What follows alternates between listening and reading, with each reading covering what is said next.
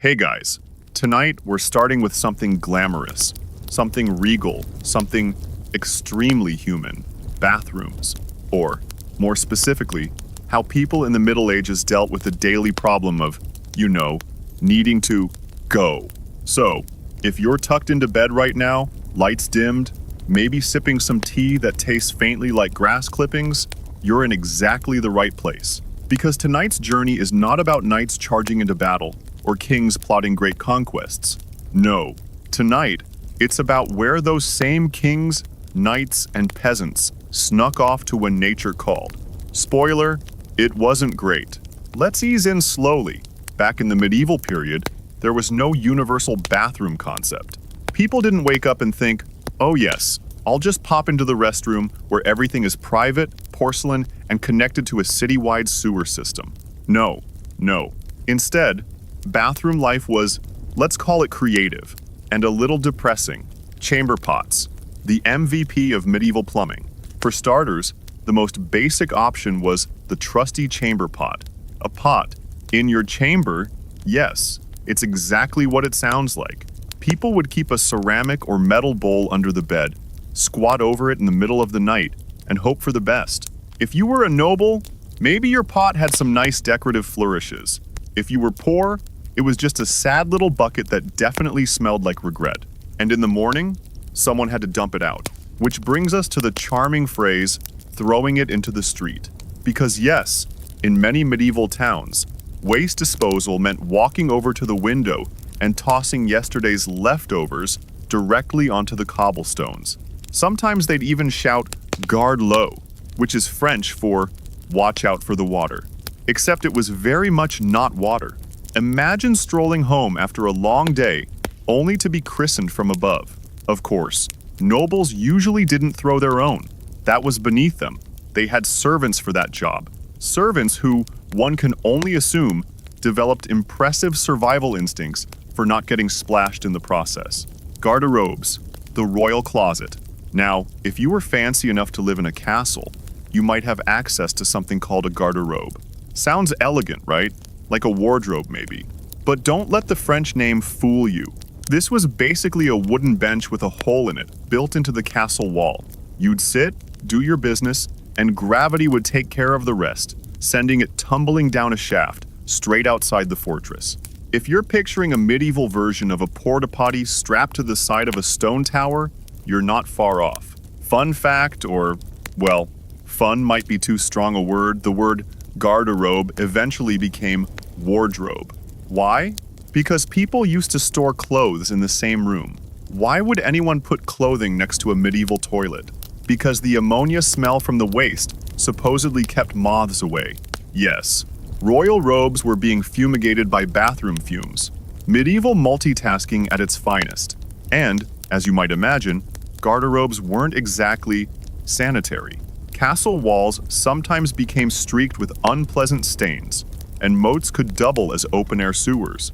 Picture the knights returning from a glorious battle, riding across a drawbridge and inhaling eau de latrine. Public toilets. Community spirit at its most uncomfortable. Meanwhile, in cities, some towns had public toilets, large communal benches lined up with holes, where multiple people would sit together, just shoulder to shoulder. No partitions, no privacy. You'd sit there, take care of business, and maybe have a casual conversation about grain prices while doing so. Honestly, it was less of a restroom and more of a weirdly social club. Archaeologists have found examples of these public latrines, especially in places like Roman-influenced towns or later medieval market centers. Often, they were positioned over running water, which sounds sophisticated until you remember the water was not clean. It was just a convenient moving stream of bacteria carrying everything along. But hey, it was better than sitting on a dry pit, right? Small wins. Wiping, the less glamorous chapter. Now, let's talk about what everyone is secretly wondering. What did they wipe with? Because toilet paper, as we know it, didn't exist. In Europe, people used whatever was available. Moss, rags, sheep's wool. In some cases, just their hand rinsed afterward. Yeah, I'll let that image linger for you. We also have records of people using smooth stones, bits of pottery, or hay. Peasants, in particular, were not picky. If it was vaguely absorbent, or at least not sharp, it was fair game. The wealthy sometimes had linen cloths, which could be washed and reused, which sounds civilized until you remember someone had to wash them. Imagine being the poor servant stuck with that chore. Meanwhile, over in other parts of the world, like China, they'd already invented paper centuries earlier. And yes, some of it was used for wiping. Europe, however, was a little slow to catch on. They were too busy perfecting moss, toilets as status symbols. Here's the funny thing, medieval toilets, as crude as they were, also became a weird sort of status symbol. Nobles had multiple garderobes in their castles.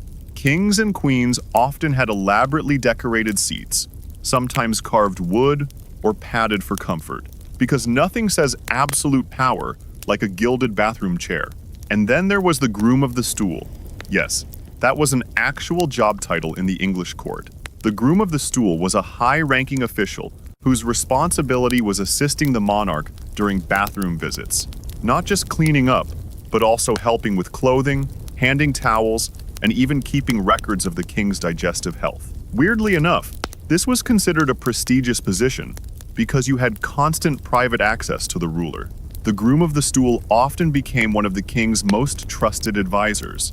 So, yes, political power in Tudor England could literally come from hanging out in the royal bathroom. The smell of medieval life? We can't really talk about medieval bathrooms without acknowledging the smell. Cities weren't known for being fresh. Between chamber pots emptied into streets, horses leaving their own contributions, and garderobes leaking waste into castle moats, the average medieval town was basically eau de compost heap. London, for example, had rivers so polluted with human waste that they literally foamed. People complained about the stink in records from the 14th century, which means it was strong enough to stand out even to medieval noses people who were used to living without deodorant or plumbing. That's impressive, but people adapted.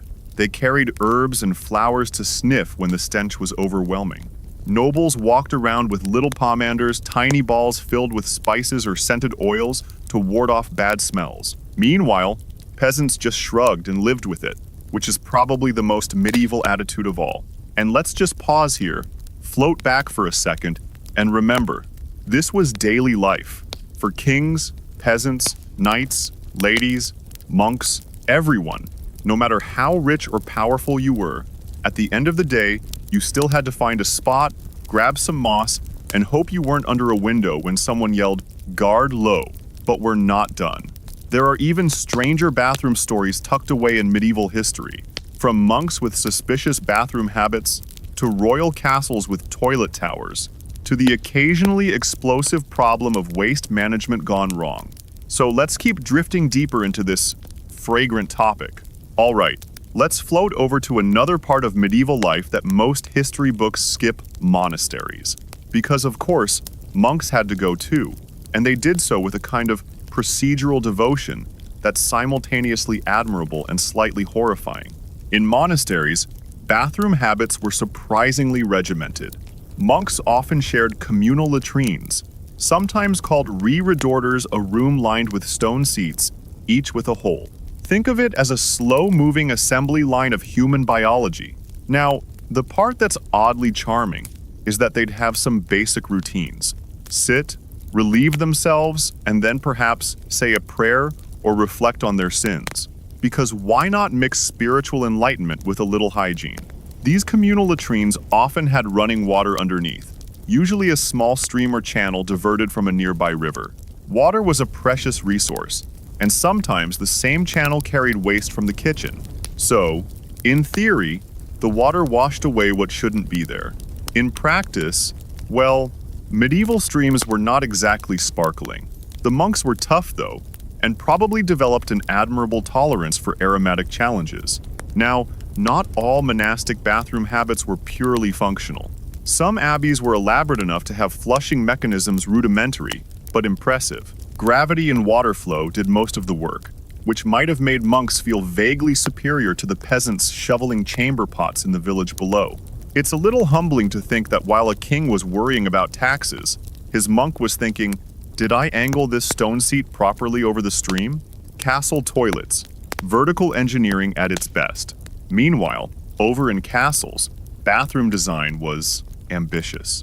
Nobles liked to build garderobes over shafts that dropped waste into pits, moats, or rivers. Some castles even had multi-story garderobes, basically stacked toilet rooms, one on top of the other. Because why not double down? The engineering challenge here was real.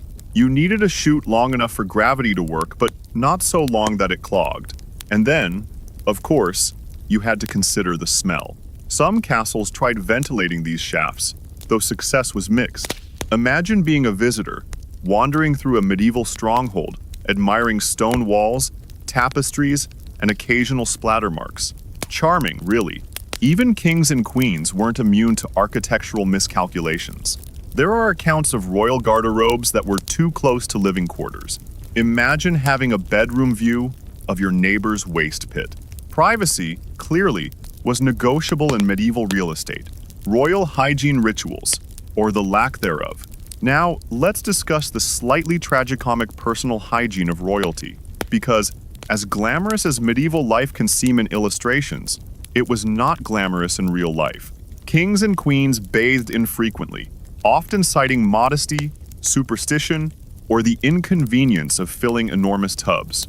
Instead, they relied on perfumes, powders, and scented gloves to mask odors.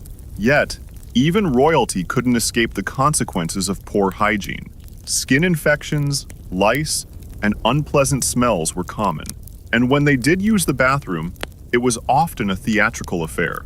Thrones, after all, were sometimes dual purpose: a place to sit, a place to contemplate one's digestive output, and a place to demonstrate status. The more elaborate the chair, the more it communicated prestige.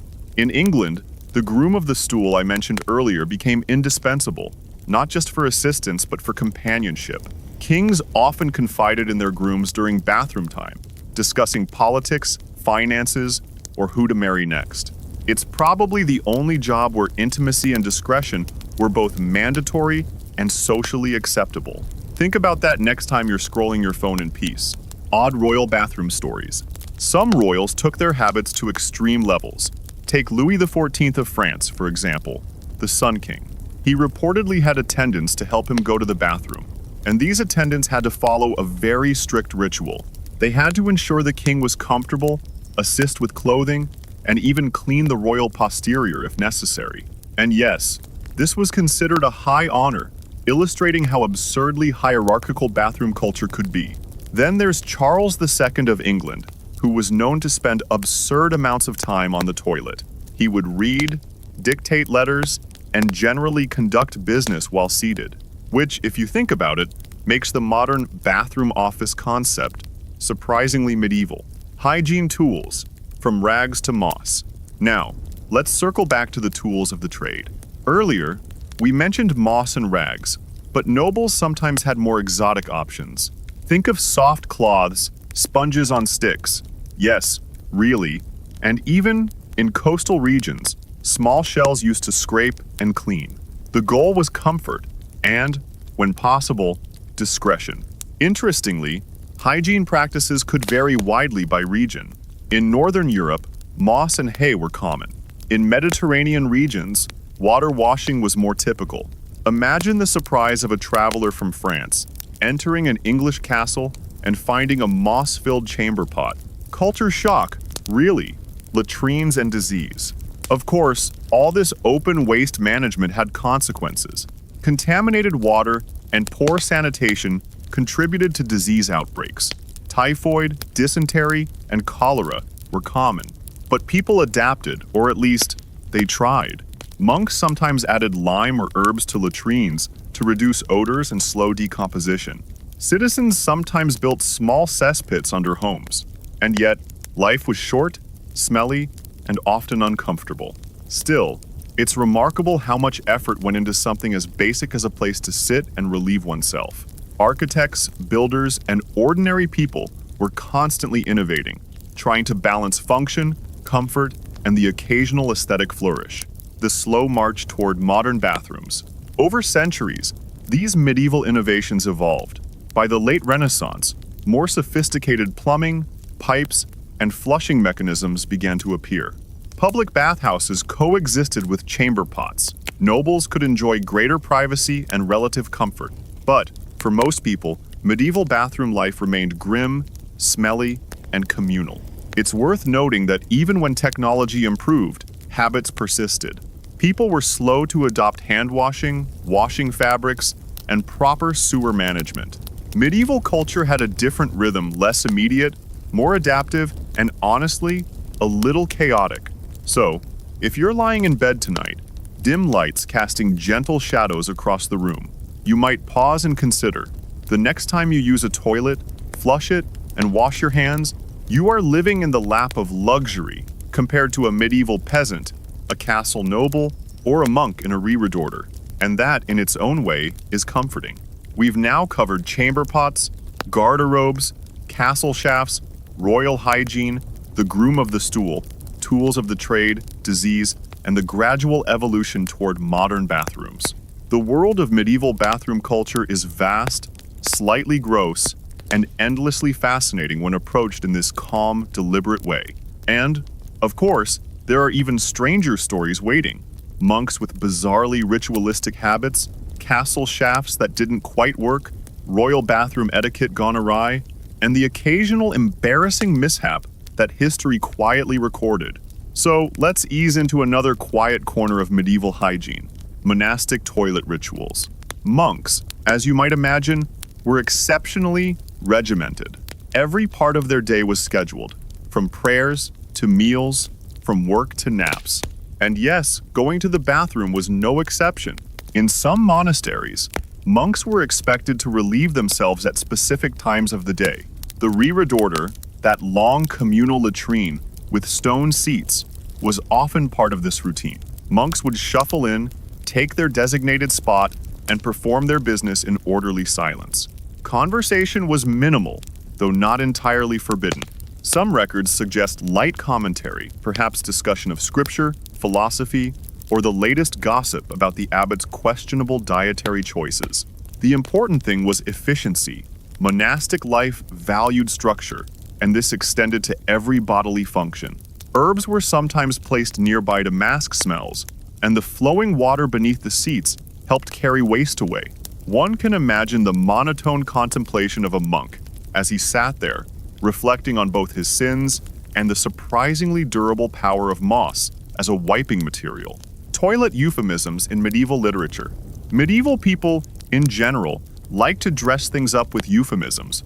Toilets and bodily functions were no exception. Chroniclers and poets often avoided directly mentioning excrement, preferring instead words like necessary acts, private matters, or, in particularly flowery cases, releasing nature's burden. One amusing example comes from court records, where complaints about the foul stench from the Lord's necessary chamber abound. Nobles were careful in how they discussed these things in writing, because nothing says decorum like hinting at a royal bowel movement with an elegant turn of phrase. Meanwhile, the peasants probably weren't so delicate. Letters, legal disputes, and town records sometimes include complaints about neighbors tossing waste from windows or letting it spill into public areas. The contrast between polite euphemisms for kings and blunt reality for commoners is striking and, if you like, a little funny in a grim sort of way. Aristocratic oddities and bathroom habits.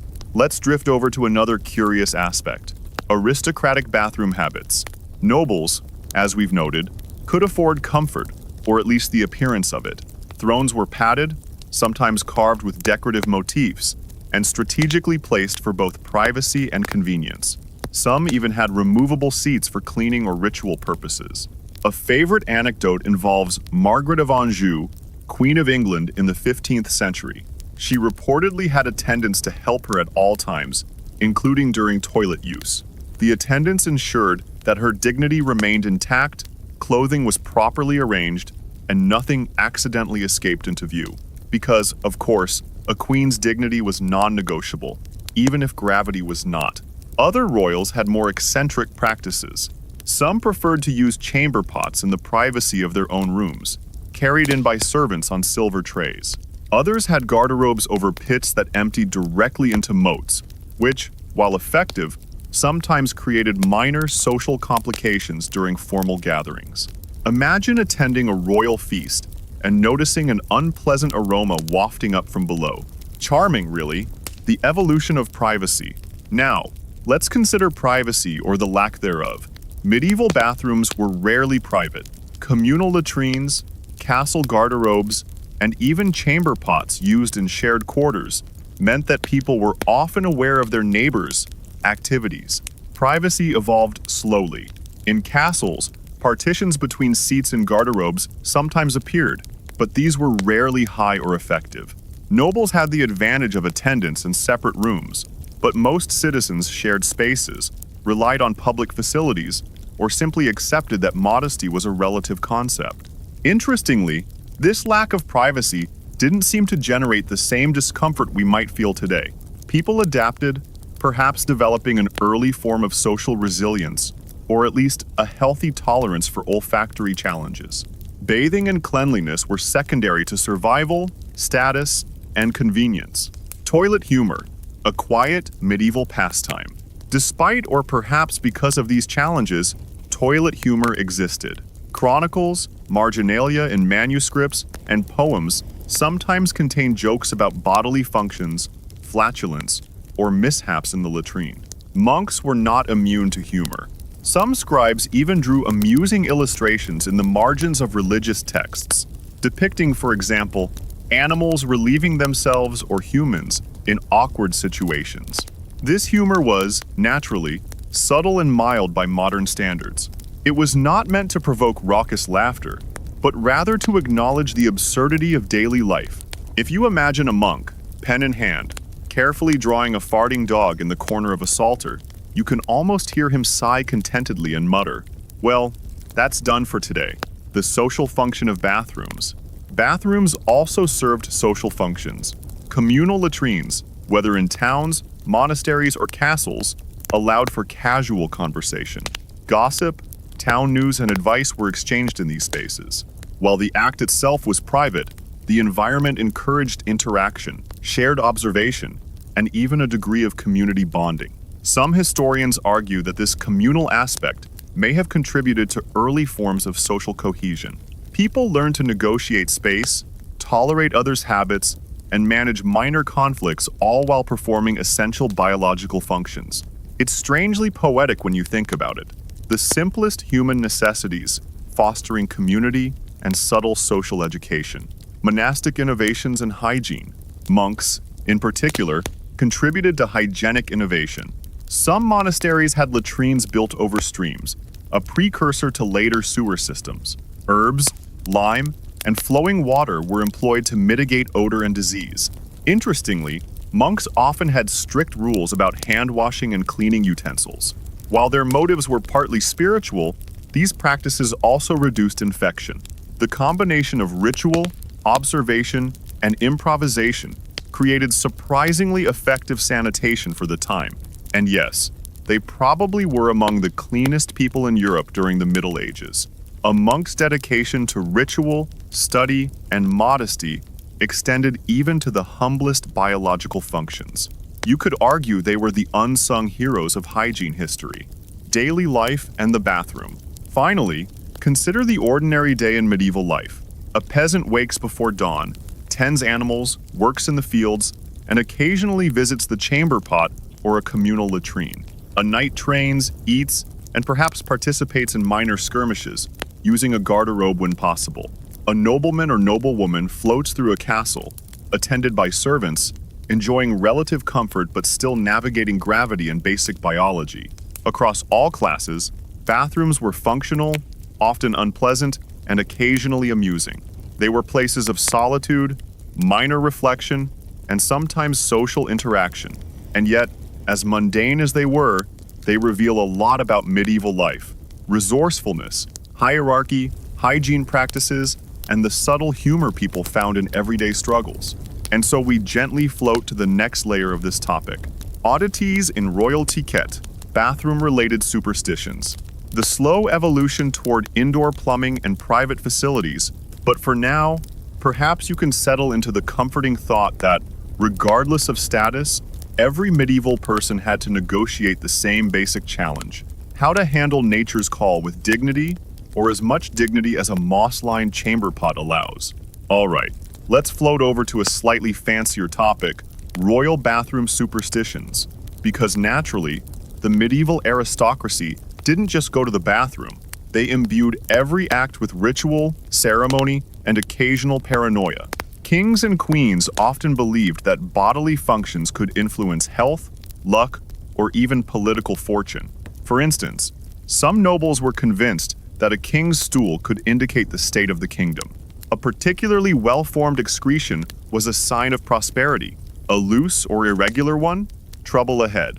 You might imagine royal advisors nervously hovering, trying to read the throne for omens, while the king sat there thinking, "Why do you all watch me like this?" Other superstitions included carrying small charms or herbs while using the garderobe to ward off evil spirits. Some people believed that the act of going to the bathroom left them temporarily vulnerable to malevolent forces. It's a strange combination of practical hygiene and imaginative superstition, which, if you think about it, adds a certain charm to the whole process. Bizarre bathroom etiquette. In addition to superstitions, there was plenty of etiquette. For nobles, the bathroom was often a social event. Yes, really. Some kings and queens received visitors while using their garderobes. Courtiers were expected to remain composed, avoid eye contact, and pretend the throne was purely symbolic. In England, the groom of the stool, as we discussed earlier, was part etiquette officer, part confidant, part sanitation engineer. The groom ensured that the king's dignity remained intact, and often whispered advice or political counsel. It's a curious blend of intimacy and professionalism that seems almost modern in concept, but slightly awkward in execution. Other etiquette rules included the careful placement of chamber pots, the sequence of clothing adjustments, and even the correct timing to announce that one needed privacy. Nobles often had attendants stationed nearby to prevent interruptions, because nothing says absolute power like managing bodily functions with a full entourage. Early steps toward indoor plumbing.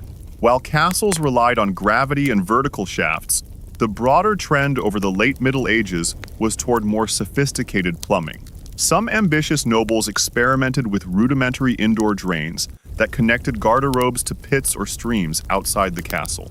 In wealthier urban areas, affluent homes sometimes had private latrines with small cisterns or channels to flush waste away. The technology was rudimentary, and maintenance was tricky, but it represented the first step toward the modern bathroom. Interestingly, these innovations weren't motivated purely by comfort.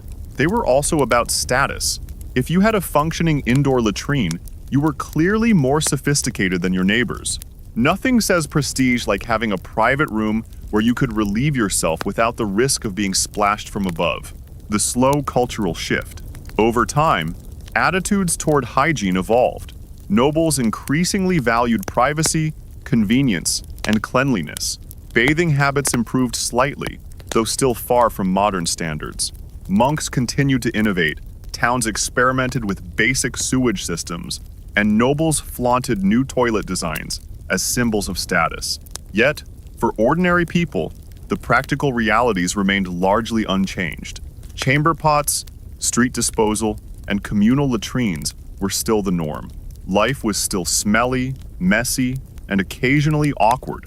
But in a sense, that's comforting, because it reminds us that every human, regardless of rank or lineage, shares the same basic biological needs: bathroom, humor, and art.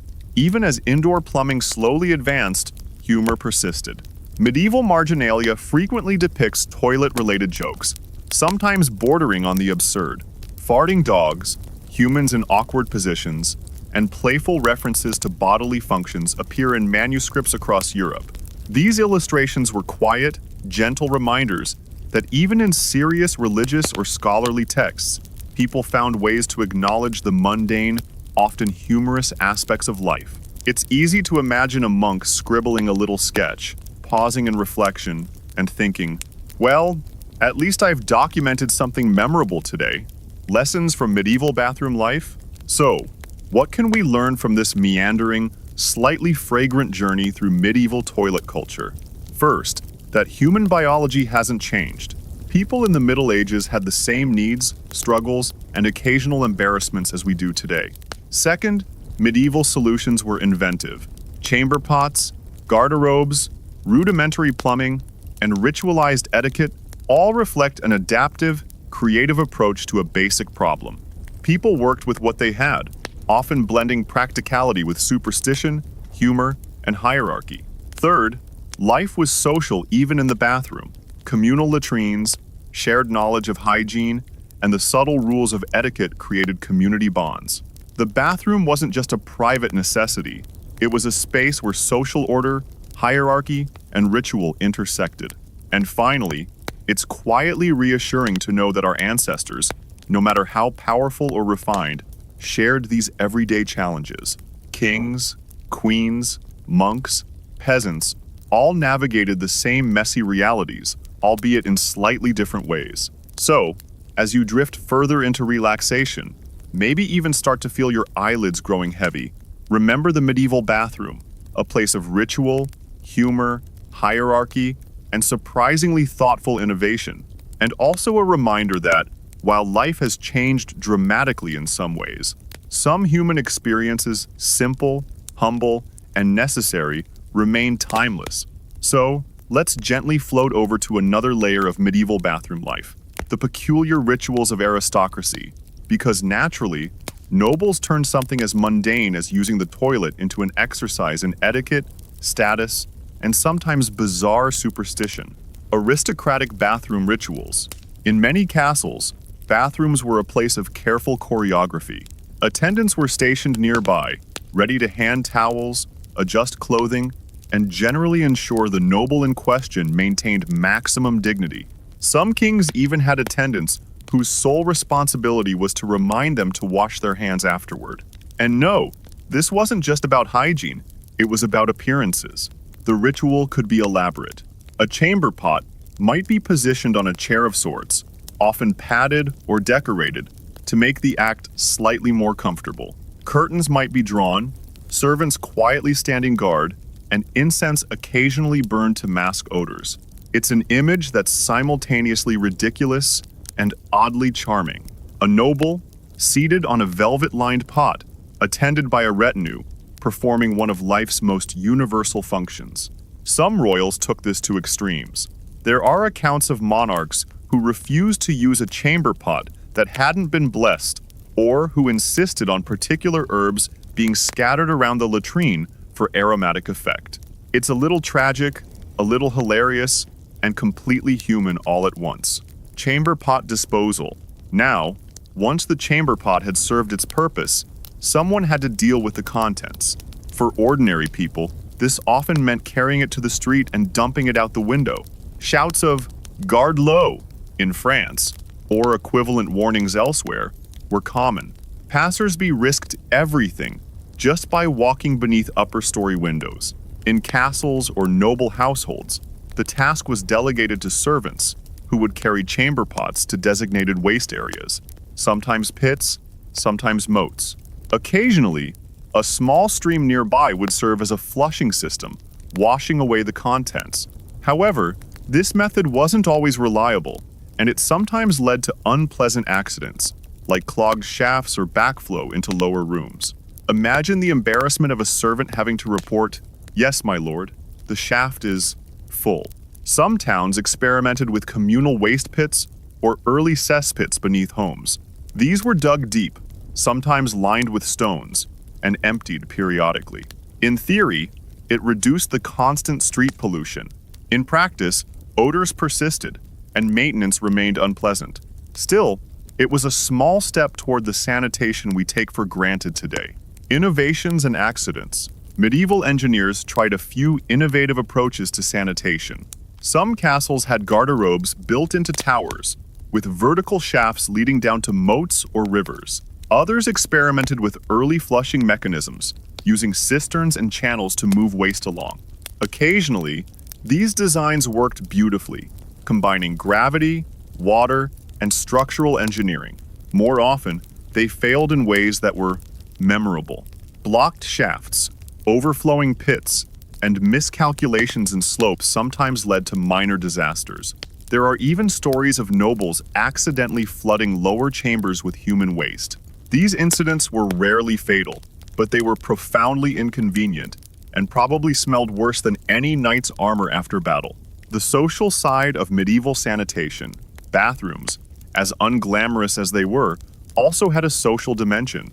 Communal latrines encouraged conversation among users. Even nobles occasionally discussed politics, gossip, or family affairs while attending to their biological needs. For monks, reredoors became a place for quiet reflection and occasionally muted commentary on the behavior of fellow brethren. In this way, bathrooms were not purely functional. They were spaces where human behavior, hierarchy, and culture intersected. Social norms were reinforced, etiquette observed, and sometimes humor expressed through quiet sketches, jokes, or stories whispered between users.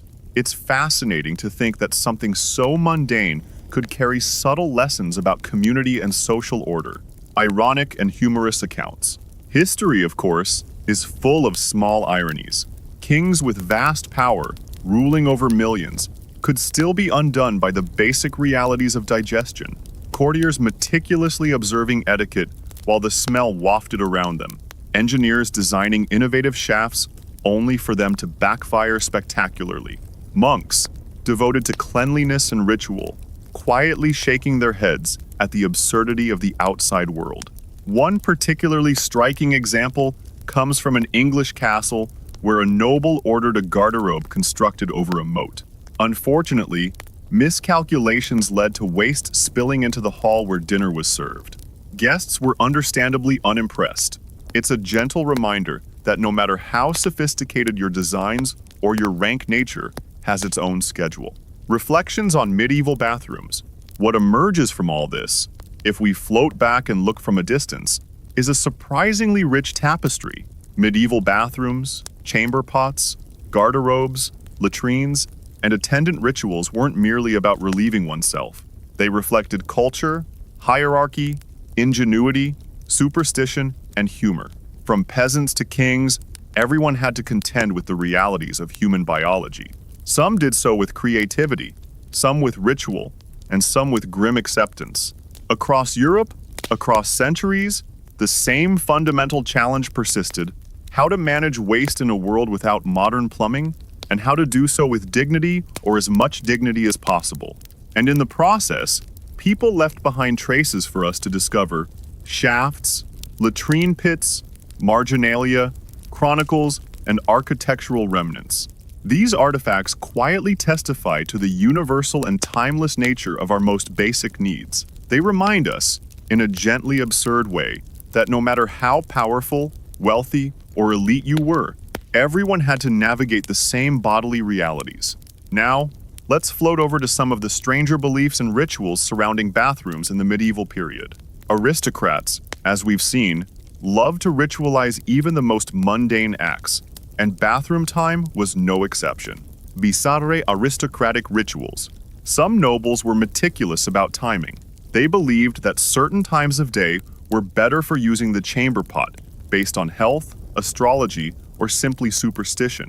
A late-night visit might be frowned upon, whereas morning or early afternoon trips were considered optimal, because of course, bodily functions could not be left to chance. Certain rituals also included the arrangement of attendants. In some castles, a small retinue would assist the noble during their visit to the garderobe, offering towels, adjusting garments, and, in some cases, whispering advice.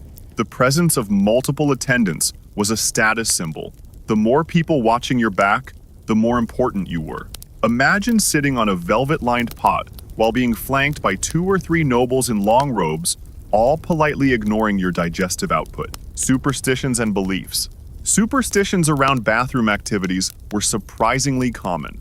People feared that using the toilet carelessly could invite illness, bad luck, or even spirits. Some believed that improper disposal of waste could anger local spirits or bring misfortune to the household.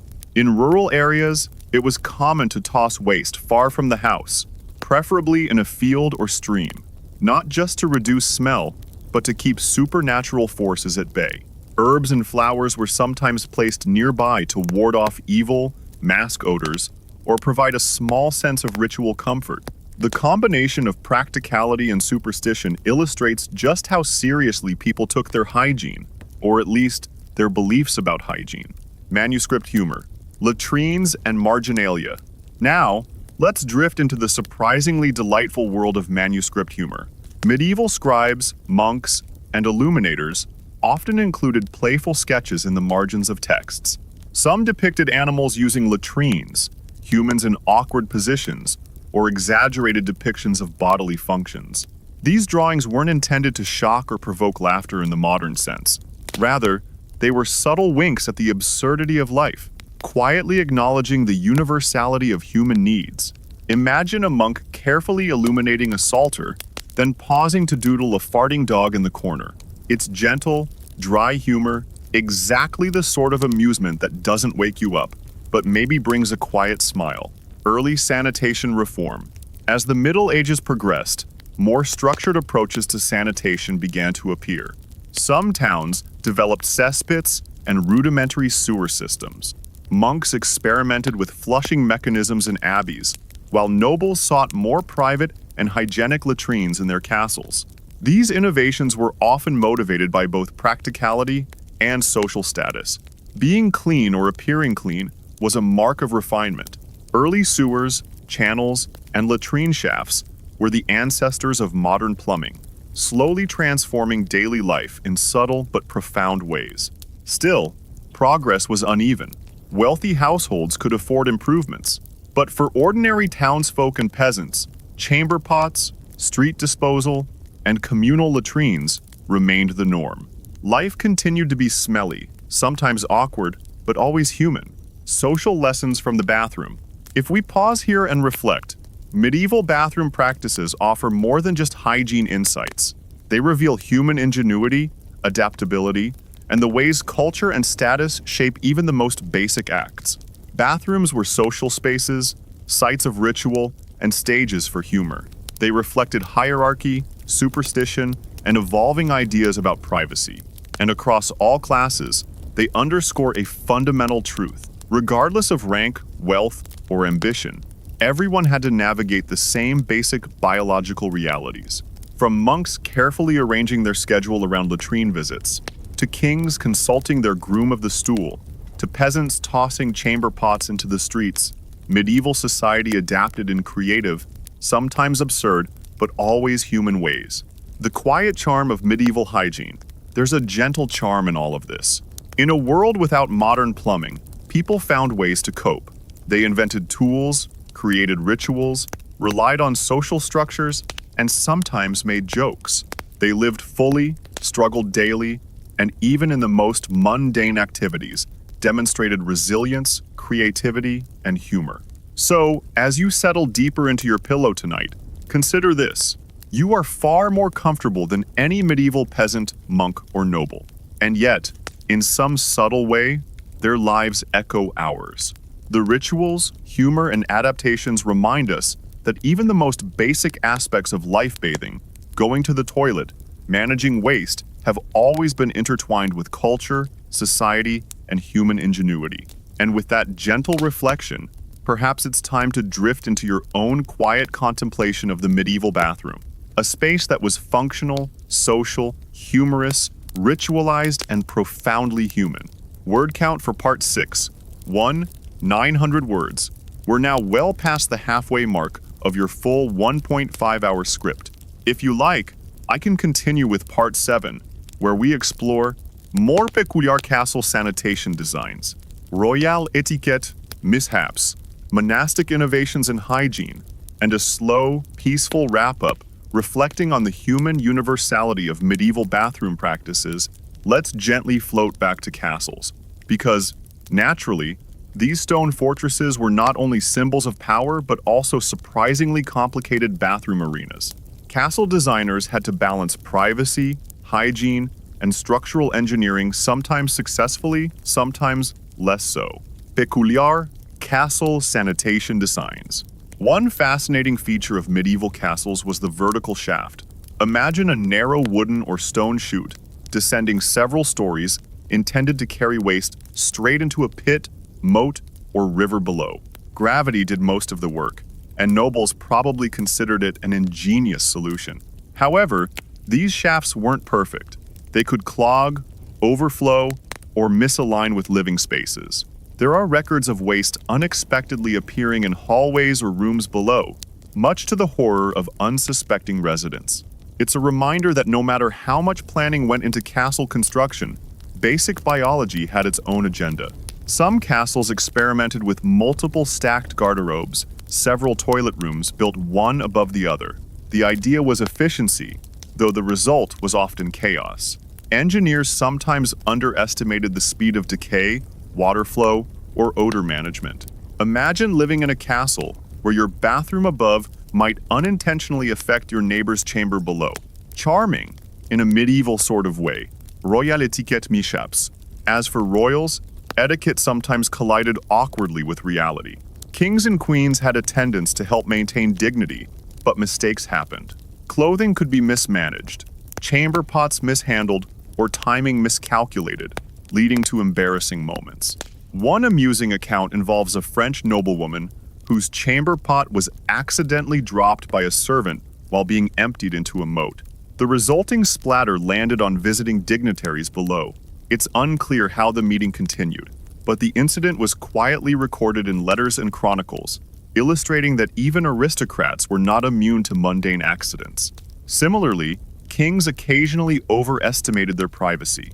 Windows too low, garderobes too close to public areas, or misaligned shafts sometimes led to awkward encounters. It's a reminder that, no matter one's status, gravity and bodily functions are universal equalizers.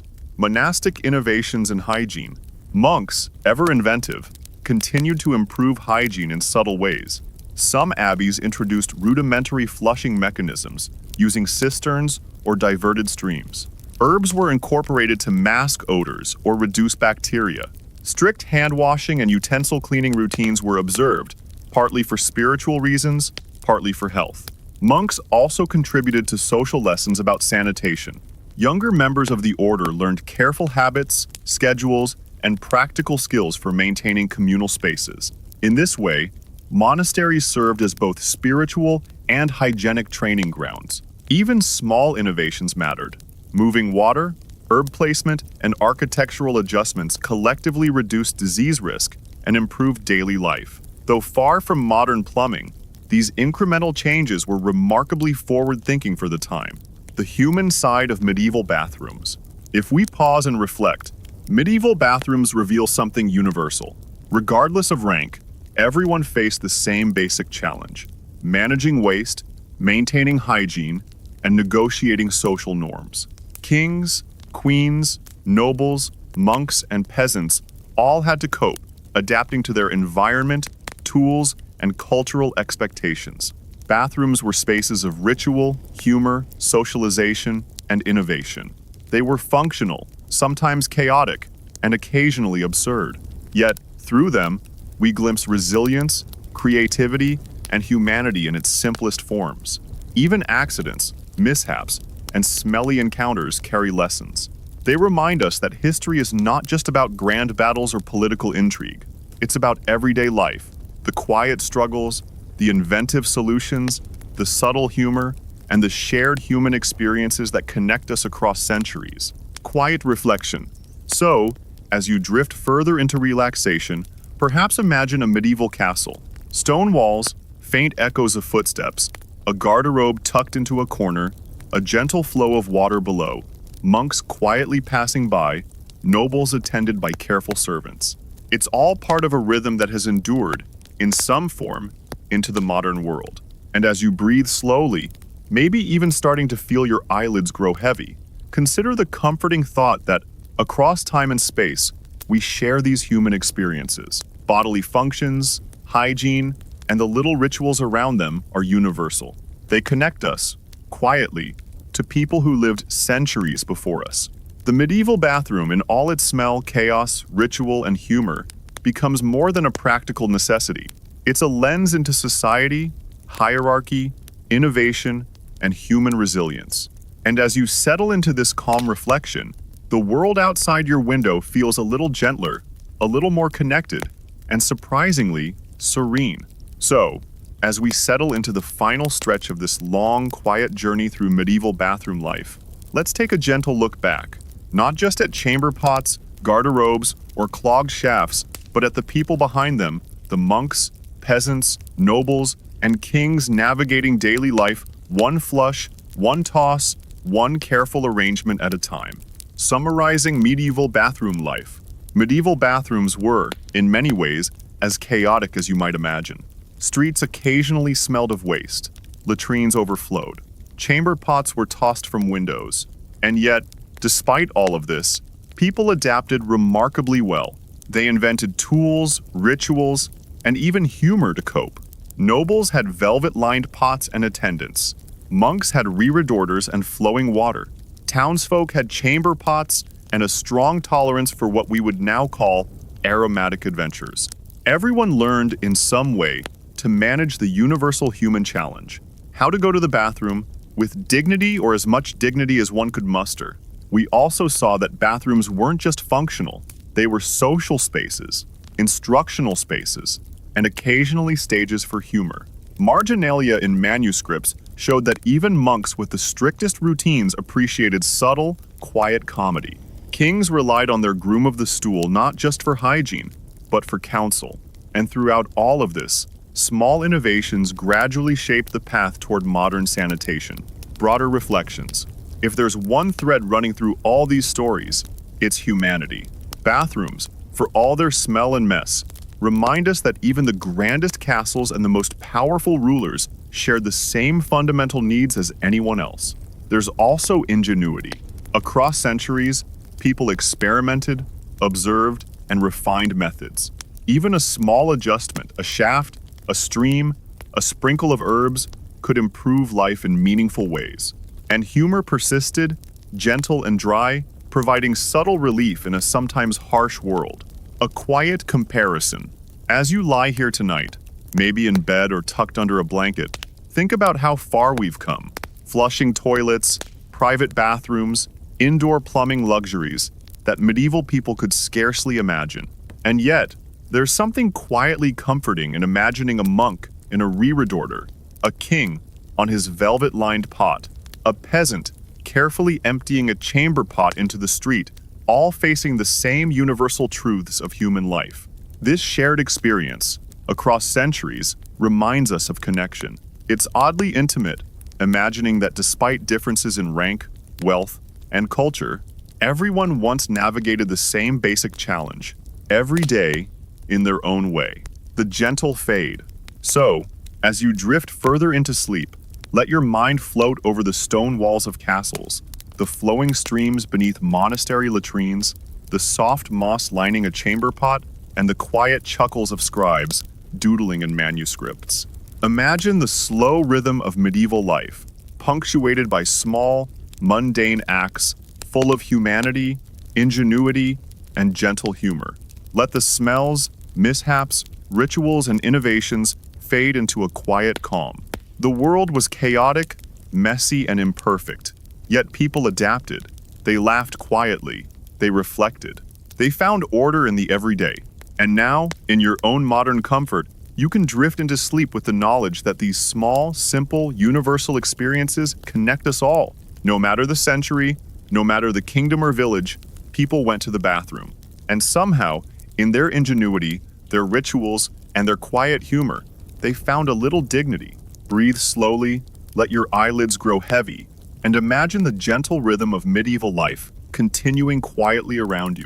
Every flush, every chamber pot emptied, every ritual performed in the soft shadows of a castle or abbey, all of it a reminder of our shared human story. Good night.